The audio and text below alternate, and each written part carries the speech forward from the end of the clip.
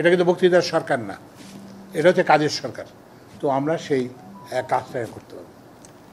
এবং আমি ওনাদেরকে যেটা বলছি যে এইবার যদি আমরা ব্যর্থ হই তাহলে কিন্তু আমাদের জন্য জাতি হিসেবে ভয়ানক পরিণতি অপেক্ষা করতেছে। এবং আমি ওনাদেরকে হেলাল হাফিজের একটা কবিতা পড়ে শোনাইছি।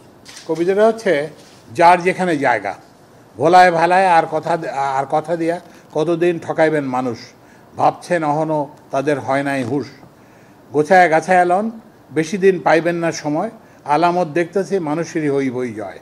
কলিমুদ্দিনের পোলা চিঠি দিয়ে জানাইছে, ভাই আইতাছি টাউন দেখতে একসাথে আমরা সবাই, নগরের ধাপ্পাবাজ মানুষের কইও রেডি হইতে, বেদম মায়ের মুখে কতক্ষণ পারবো দাঁড়াইতে, টিকিট ঘরে ছাদের বিকেলে দাঁড়ায় যখন যা খুশি যারা কন, কোনোদিন খোঁজ লইছেন গ্রামের লোকের সোজামন, কি চায় কতখানি চায়, কয়দিন খায় আর কয় বেলা না খায় কাটায়, রায় হইলে অমুক ভবনে বেশ আনাগোনা, খুব কানাকানি, আমিও গ্রামের পোলা চুত মারানি গাইল দিতে জানি। তো সুতরাং আমাদের জন্য খুব ভয়াবহ সময়। এই যে কতগুলো ছাত্র নামছে, আমরা পুলিশ, র্যাব, এপিসি, তারপরে ট্যাঙ্ক, হেলিকপ্টার, কিছুই তো কাজ করে নাই। ওই যদি আপনার ভিডিওতে দেখছেন, বলছে যে যাকে গুলি করি সে মরে যায়, কিন্তু পাশের লোক সরে না। তো এখন আপনি চিন্তা করেন, যদি এই যে শ্রমিক কৃষক যাদের কথা এখানে বলা হয়েছে, ওরাও যদি আসে, আমি কোথায় দাঁড়াবো? আপনারা দেখছেন যে কী বলে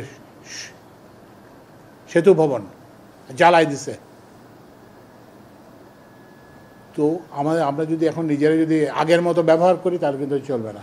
মানুষের যে প্রত্যাশা এটা। আর এখন হচ্ছে কি, আমাদের হাজার হাজার লোক দেখতেছে, চোখ দেখতেছে।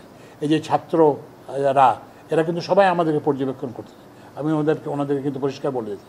আগে আপনি মনে করতেন যে আপনাকে সরকারের অফিসার আপনার বস দেখতেছে, এখন কিন্তু হাজার হাজার চোখ আপনাকে দেখতেছে। এই যে টিকিট কাউন্টারে কিন্তু এই যে ছাত্ররা দেখতেছে, এবং এগুলো করবে।